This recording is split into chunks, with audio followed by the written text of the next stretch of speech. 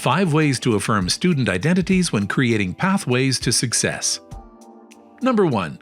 Continuously interrogate our own power and privilege as educators. When discussing pathways, destinations, and career pathways with students, notice the informal and subtle ways in which the educator interprets what is and what is not valued in our programs, schools, and society. Unless we are socially conscious and vigilant about how we think, speak, and act, we might unknowingly perpetuate stereotypes or contribute to microaggressions in our learning environments. As educators, we need to diligently work to disrupt our unconscious biases and develop a social cultural awareness which includes an understanding of how power and privilege operates in our institution, the gifts that our diverse, intersectional identities bring to our spaces, a willingness to disrupt Eurocentric approaches to guiding students along their pathways. Instead of perpetuating mindsets and language that come from streaming ideologies found in programs and practices from kindergarten to grade 12 that have disproportionate consequences for students, we need to work towards removing barriers for our students who have been historically and presently marginalized. Instead of saying, "I am doing this because I am preparing you for university. If you are not good in school, but you are good with your hands, then you should go into the trades. I can't do inquiry-based or play-based learning with these students because many are English language learners. I need to focus on skills they should have first because they are not ready for experiential learning." This kindergarten child can't be placed in a year 2, grade 1 combined grade because they are only reading at a level 1, because they have an IEP, because they can't control their behavior. We need to focus on identifying and removing the historical and present barriers to pathways by creating identity-affirming spaces and providing opportunities to engage in authentic learning opportunities that are reflective and responsive of the student's interests and lived experiences. Number 2. Dismantling streaming ideologies. When supporting students with pathways decisions, consider how streaming disproportionately impacts and is a barrier for students who come from historically and currently marginalized communities. Streaming is the institutional act of sorting students based on systemic biases. This roadblock has disproportionately created and upheld structural barriers to post-secondary pathways for Black and Indigenous communities in particular. Instead of maintaining these forms of oppression, such as colonialism, racism, and ableism, we need to ask ourselves, do we honor and value all pathways? Do we use language that lays out the various career paths, such as apprenticeship, college, university, and the workplace on a level playing field?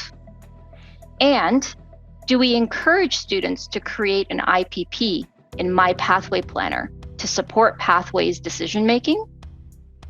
When we work together to disrupt ideologies, practices, and programs that are barriers to student success, and replace them with positive and affirming views of students and their potential, we have a chance to open up a whole new world of possibilities for our students. Number 3. Leverage the power of experiential learning. There are 5 distinct advantages experiential learning has over traditional classroom instructor-centric methods. Number 1, the ability to immediately apply knowledge. Number 2, access to real-time coaching and feedback. Number 3, promotion of teamwork and communication skills. Number 4, development of reflective practice habits. Number 5, accomplishments are evident. Inquiry-based experiential learning teaches students how to participate in engaging real-world problem solving that is meaningful to them through the experiential learning cycle of participate, reflect, apply. Some examples of experiential learning processes include field study, job shadowing, twinning, work experience, design thinking, problem-based learning, project-based learning, service learning, outdoor education. Some questions we can ask ourselves as culturally responsive educators include: how student-centered is my classroom and how do I know? Am I willing to move out of my comfort zone to center students? What percentage of class time are students actively participating in real-world problem solving? How often are students physically moving? How often are students innovating? Are students debriefing during the learning cycle? Am I focusing on teacher-led inquiry only, or are students designing and exploring inquiry questions? Number 4. Support students and families in pathways decision-making. When supporting students and families with transitions and course selection, identify and eliminate barriers to pathway planning for families and students. Too often, an awareness of the multitude of career pathways available to our students has not been made clear to our communities that are marginalized.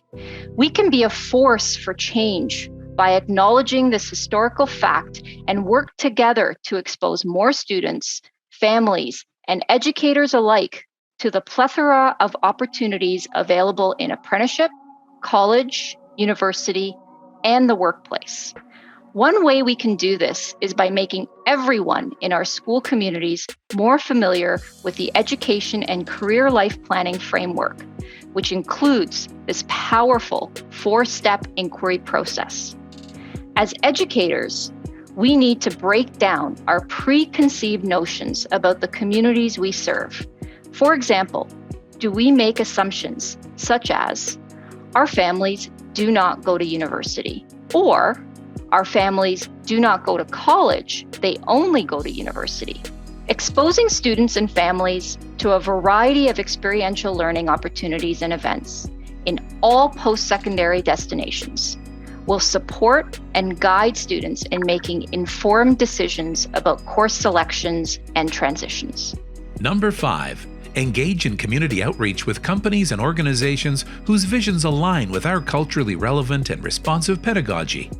When inviting community partners, companies, and organizations in our schools for community engagement, consider using the text selection tool to ensure content is reflective of our diverse communities and YRDSB priorities. When working with community partners, it is critical that we have preliminary and ongoing discussions around the ways in which they share our collective commitment to anti-oppression and anti-racism. We need to ask whether their messages complement the curriculum, are culturally relevant and responsive to the communities we serve, provide tools for students to solve problems both locally and globally, open up pathways for students to be agents of change. In addition to asking ourselves these questions, we must ensure that their messages align with our system priorities, such as our Indigenous education and equity strategy and dismantling anti-Black racism strategies, as well as our Director's Action Plan. Another resource that can help us do this is the York Region District School Board Text Selection Tool. This toolkit is designed to support educators in schools to be culturally relevant and responsive in both the material and human resources that we bring into our learning environments. Finally, and most importantly, we need to engage in ongoing consultation and conversation with our school community with a particular focus on listening, noticing, naming, and removing barriers for those who have been and continue to be marginalized.